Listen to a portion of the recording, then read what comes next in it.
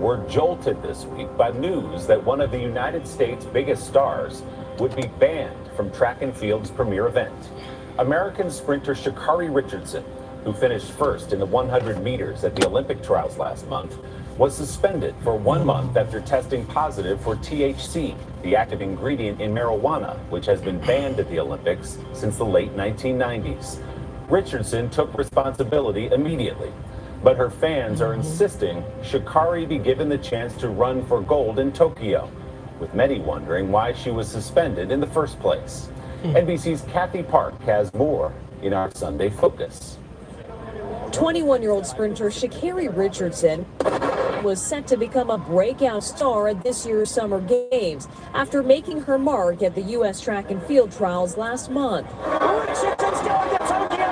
She became America's fastest woman, but all that changed following a failed drug test. In an exclusive interview on Today, she admitted using marijuana to cope with the death of her mother. I was definitely triggering, was just blinded by emotions, blinded by sadness, blinded by just hiding hurt. The drug violation came with a 1-month suspension, taking her out of the running in the 100-meter in Tokyo, a decision sparking controversy from those demanding she be allowed to compete, saying the marijuana Sexy Slim the Goddess, what's going on with you? I want to take responsibility for my actions. Happy 4th of July, salute to everybody. I know what I'm supposed to do. Her candor even earning praise from the president. The rules are the rules, and everybody knows that the rules we're going in. Whether they should remain that should remain the rules, a different issue. But the rules are rules, and I was really proud of the way she responded. Controversy over cannabis and athletes isn't new. Michael Phelps, I think so too. I'm gonna give my commentary after this real quick. Surface showing him smoking from a marijuana pipe. These days, marijuana use is becoming more acceptable for medicine and recreation. It's legal in 18 states plus DC. Oregon is on that list too, where Richardson recently competed. But under the World Anti-Doping Agency, the drug is banned because it can pose a health risk to athletes, has a potential to enhance performance, and violates the spirit of sport. Bottom line, the Olympics are tougher on marijuana use than pro sports, which have loosened restrictions for a positive test.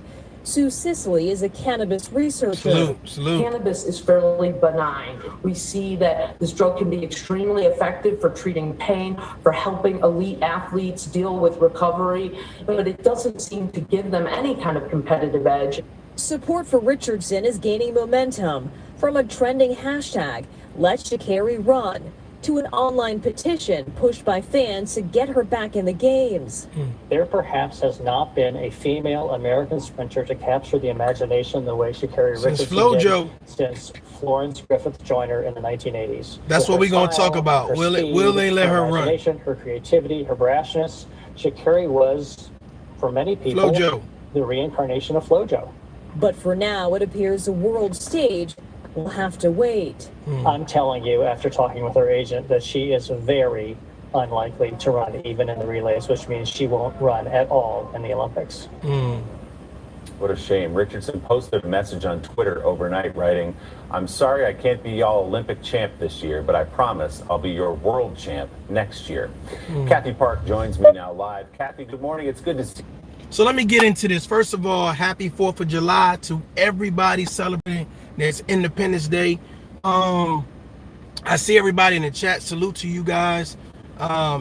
Should they let Shacarri Richardson run in the Olympics? Should she be given another chance? That's what I really wanted to come to you guys and talk about or whatever. And I wanted to say this, man, you know, because I believe she's a great example, especially for young people who have a shot, who have an opportunity to do bigger and better things on a greater national platform and represent not only themselves and their family, but the country, the nation.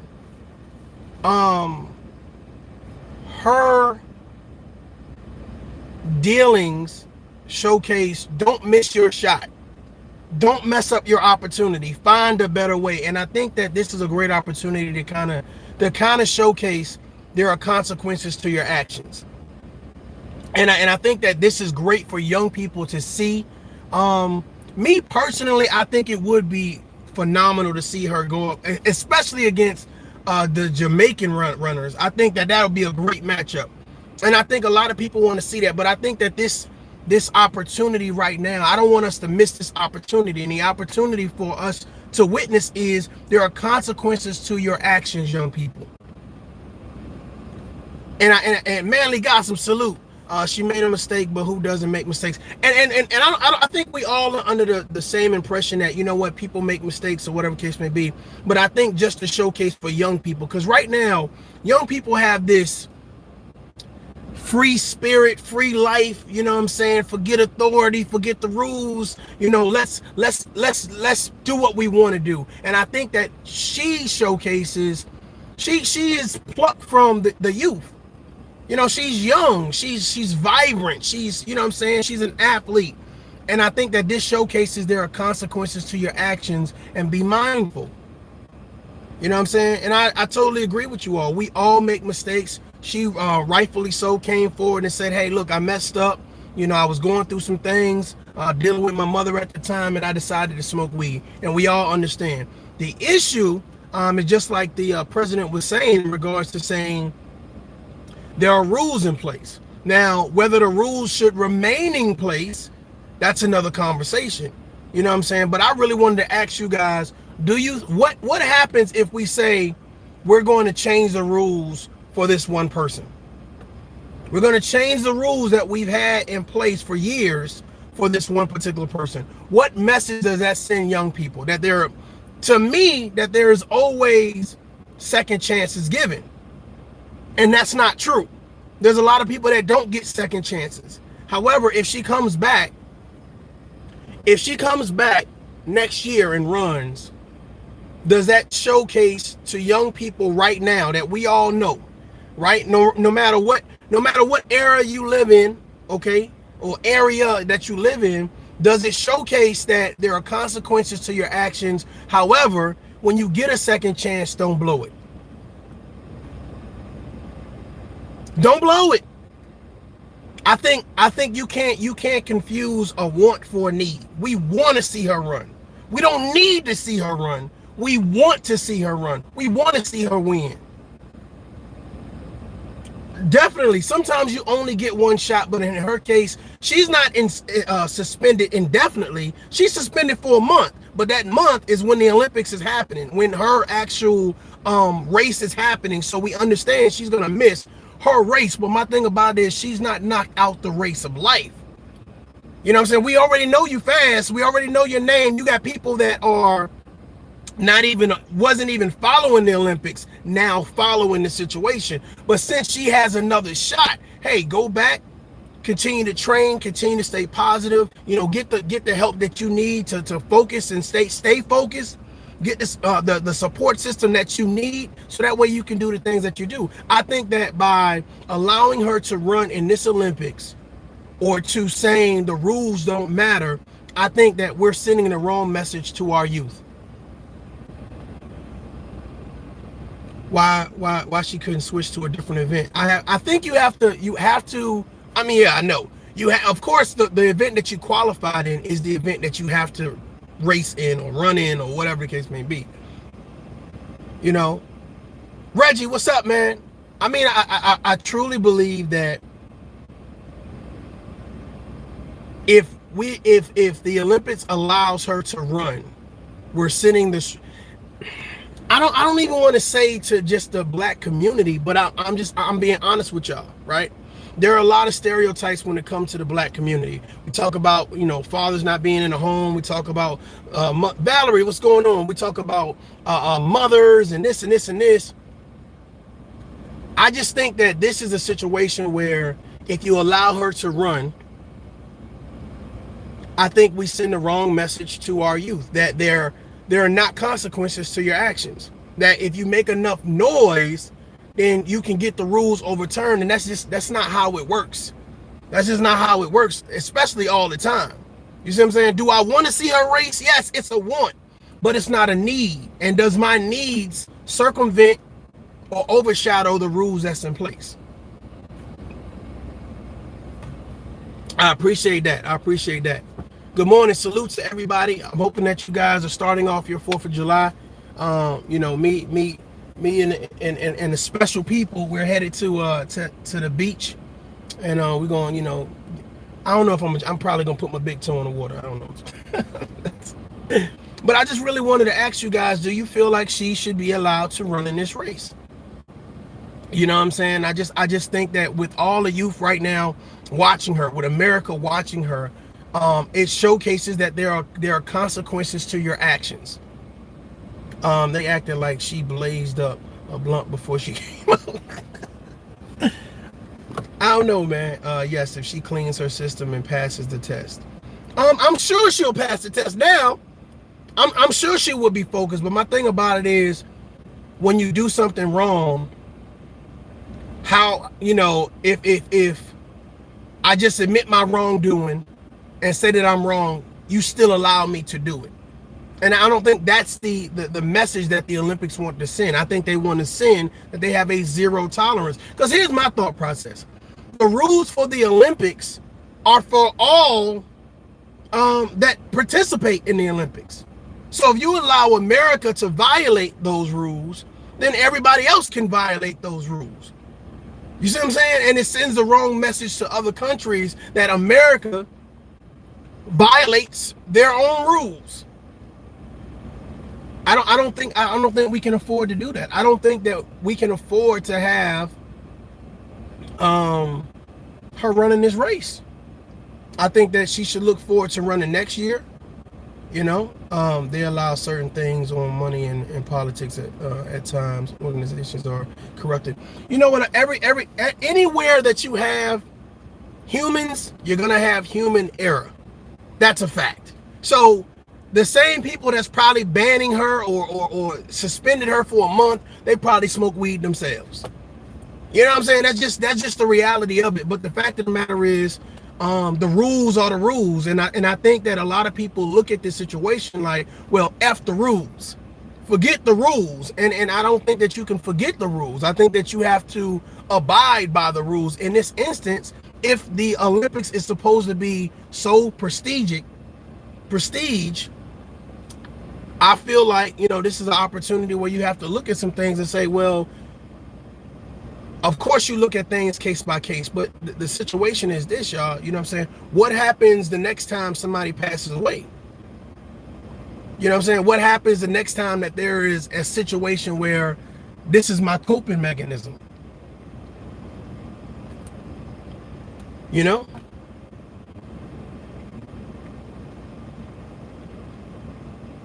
I don't know, man. I think we all want to see her run. I think we want to see her go get that gold medal. But I'm telling you right now, even though it's a bittersweet moment, you know, I got to get this situation some tough love.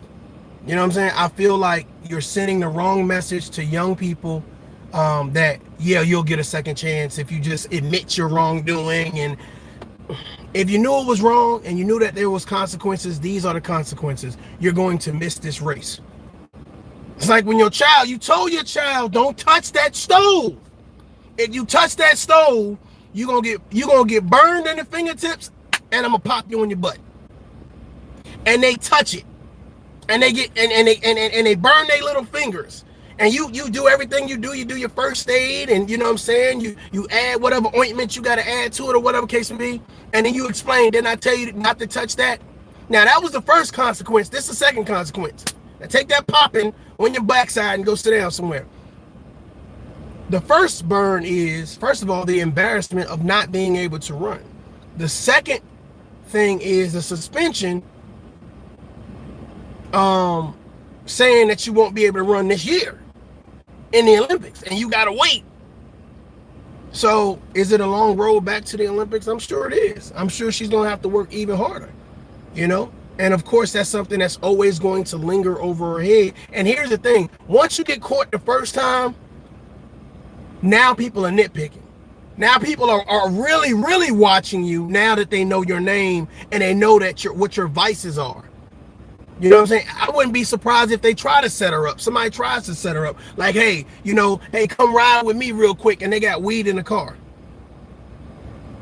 Right. They know her weakness. You know what I'm saying?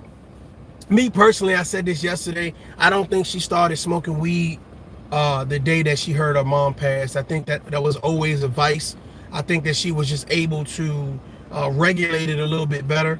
for the trials in reference to passing the drug test or whatever case may be. I just think that was her go-to, because that's probably been her go-to. Again, raised by a grandmother, don't know where her father is. You know, the mom obviously was not in the picture. She referenced her mom to be my biological mother. So again, when you hear stuff like that, of course, you know, your heart goes out to her, because, you know, a lot of people can understand the parents not being around, so the grandparents is around or whatever. And a lot of grandparents, even though kids are having kids, a lot of grandparents are just not equipped to handle today's generation.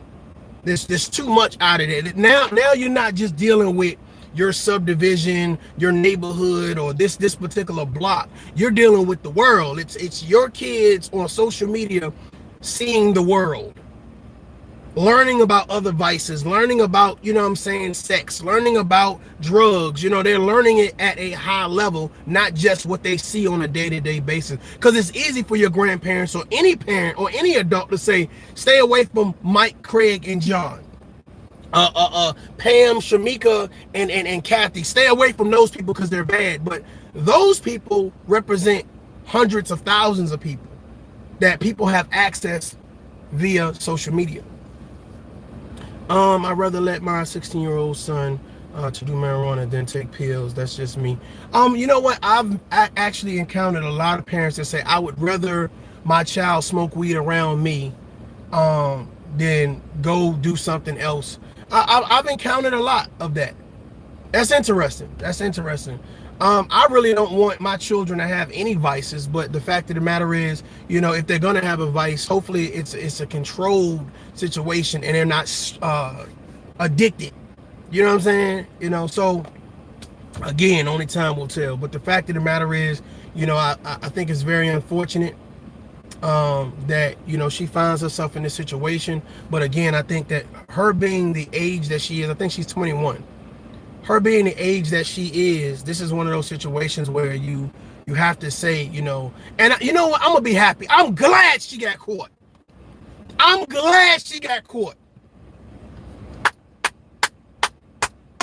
They be like, is this dude crazy? I'm glad she got caught now. I'm glad she got caught now, because now she it's gonna be hard to catch her again. Now she's going to go get the help that she really needs. I'm glad she got caught, because it sends a message out not only to the youth but to her. It says, you know what, here's my reality check, and it's only going to cost me a month. It's going to cost me the Olympics, but guess what? Everybody know I'm fast. Everybody know I'm that shiznai. And when I come back, I'm gonna be even faster. Now I'm really gonna show out. I'm glad she got caught. And even though she's getting that smack on the wrist, I'm glad she got caught, because now she can really go out there and get help. Now she can really showcase an Olympian spirit, how to get knocked down, or how to get a stumble or a fall or push back a little bit and fight even harder. To me, that's an athlete.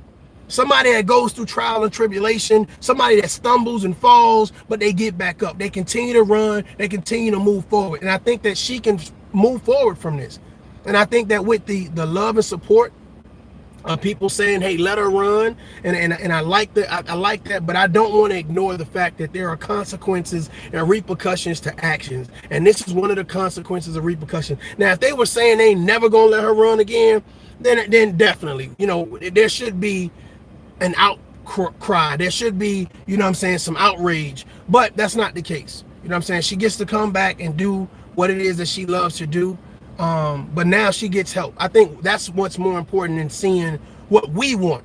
It's what she needs. And right now she needs to